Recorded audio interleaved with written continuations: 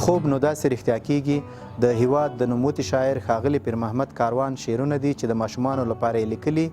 او د ویسا اکاډمي لخوا په کتابي بڼه چاپ شوي دي. په افغانستان کې د ماشوم ادبیاتو په برخه کې ډیر لږ کار شوی دی، خو له نیکه مرغه له تیرو څو کلونو راهیسې بېلابېلې فرهنګي او ادبي ټولنې په دې برخه کې کار کوي.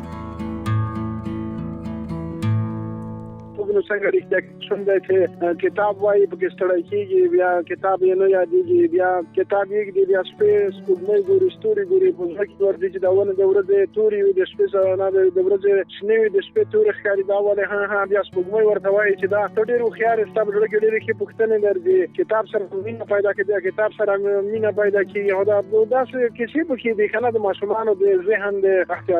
بیاني هغه پکې دي، شعرونه پکې دي، شپږ اووه منظومې دي، تصویرونه دي. نو ماشومتوب داسې دی که نه، د یوې ټولنې هغه بنیاد دی چې بنیاد د یوې ټولنې پوخ وي، هغه تعمیر د ژوند ښه پرې ابادېږي. په دنیا کې ماشومانو ته ډېره توجه کېږي، دلته خو دومره توجه نه شوې که نه، نو دا استعدادونه خو د ماشومتوب نه غوړېږي. که چې اول ماشومتوب کې په لیک لوست پوه شي، په یو پیام پوه شي، په یو کیسه پوه شي، ورو ورو د دوی ذهن ورسره ډېر پراخېږي چې ډېر کمه ځوانۍ کې بیا ډېر څه زده کېږي که نه.